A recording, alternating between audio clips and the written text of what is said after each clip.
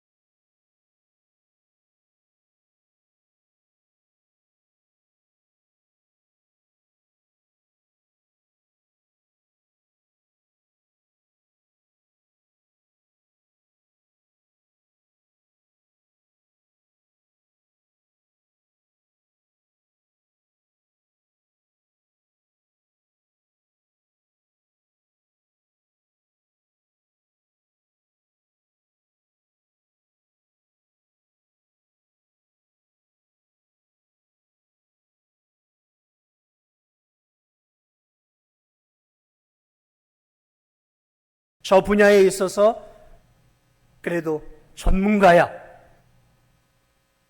그게 예수님이었어요. 그게 예수님이었어요. 지혜가 자라가야 돼. 지혜는 끊임없이 자라는 거예요. 여러분의 하나님이 주신 재능을 잘 개발해서 이 사회 속에서 먹고 사는 일들 뿐만 아니라 세상에서 없어서는 안 되는 그런 빛과 소금 같은 실력 있는 사람들이 돼야 돼요. 우리 진도중앙교회 청년들과 중고등부 학생들은 실력을 갖춰야 돼요. 비리비리 해가지고 어디 내놓을 데가 없는 그런 사람이 아니라 어딜 내놔도 이 사람은 이 분야에 탁월해. 그런 소리를 들을 수 있어야 되는 거예요. 우리 중고등부 학생들 알겠죠? 그런 사람이 돼야 돼요. 우리 예수님이 그랬어요. 지혜가 자라가셨어요. 우리 예수 그리스도께서는 보니까 또 두 가지가 있는데 하나님과 사람에게 더욱 사랑스러워 가셨다. 하나님에게 계속해서 사랑스러워 가셨다. 하나님이 예수님을 볼 때 예수님이 너무 사랑스러웠어요. 언제 사랑스러움을 느낄까? 하나님 아버지가 예수님을 언제? 예수 그리스도께서 하나님을 온전히 신뢰하고 하나님을 의지하며 이 세상 속에서 공생애를 행하실 때, 또 이 땅을 살아가실 때 하나님은 예수님 보면서 기뻐하셨어요. 다른 게 아니라 그걸 우린 다른 말로 믿음이라고 합니다. 예수님은 육신을 입고 이 땅에 사시면서도 하나님 아버지를 단 한순간도 놓치지 않고 하나님을 꼭 붙잡고 하나님을 의지하며 살았어요. 하나님을 의지하며 살았어요. 하나님을 의지하며 사는 것을 우리는 믿음이라고 하는 거예요. 믿음. 예수 그리스도의 하나님을 향한 그 믿음은 해가 갈수록 점점 더 깊어져 갔어요. 그래서 예수님은 늘 하나님께 기도했어요. 새벽에도 기도하시고 밤에도 기도하시면서 하나님 붙잡고 살았어요. 하나님 의지하며 살았어요. 이걸 우리는 믿음이라고 하는 거예요. 오늘 우리 중고등부 학생들과 우리 청년들에게도 필요한 게 세 번째로 믿음이에요. 믿음.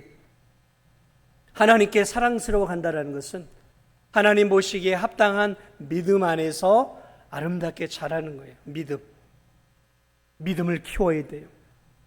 공부는 잘하고 세상에 실력은 있고 덩치도 있고 건강도 한데 믿음이 없으면 그거는 안고 없는 찐빵과 같은 거야. 안고 없는 붕어빵과 같은 거란 말이에요. 믿음이 없으면 그런 사람은 세상에 많아요. 실력도 있고 능력도 있고 스페셜한 사람들, 믿음 없는 세상 사람들 많아요. 그러나 주님이 찾는 사람은 실력만이 아니라 믿음이 있는 사람을 찾고 있어요. 믿음이 있어야 돼요. 어떤 면에서 보면 믿음이 가장 중요한 거예요. 믿음을 키우세요. 날마다 하나님 말씀을 읽으세요. 하나님께 기도하세요. 거룩한 주일날 하나님께 예배를 드리세요. 그러면서 하나님을 향한 내 믿음을 키우고 하나님을 의지하고 하나님의 말씀을 붙잡고 세상 속에서 하나님의 말씀을 따라 순종하며 살아가는 삶, 그게 예수님의 삶이었어요. 예수님은 단 한순간도 자기를 의지하지 않고 하나님을 의지하고 살았어요. 성령을 의지하며 성령이 주시는 그 힘과 능력으로 기적을 행하시고 복음을 전하시고 무리를 걸으시고 오병이어를 베푸시고 죽은 자를 살려내시고 병자들을 고쳐주신 거예요. 자신의 힘을 가지고 한 게 아니라 하나님을 믿는 믿음의 힘으로 예수 그리스도는 능력과 기적을 발휘하며 이 땅에서 공생애를 완성하셨고 끝까지 십자가를 지셨어요. 그러므로 우리 학생들과 청년들 믿음을 키우세요. 이 세상에서 하나님이 원하는 사람은 큰 믿음을 가진 사람이에요. 다니엘과 세 친구처럼 이 세상 속에서 세상 사람들을 따라서 살아가는 삶이 아니라 나는 끝까지 하나님만을 사랑하겠습니다. 하나님을 위해 살겠습니다. 주를 위해 살겠습니다. 하나님 나라의 영광을 위해 살아가는 믿음의 사람. 오늘 이 시대에 하나님이 찾으시는 학생들과 청년들은 믿음의 사람이에요. 믿음의 사람. 그게 예수님의 어린 시절과 성장하는 청년 때의 모습이었어요. 마지막으로 예수 그리스도는 사람에게도 사랑스러워 가셨어요. 우리가 다른 사람을 볼 때 언제 사랑스러울까요? 언제 사랑스러울까요?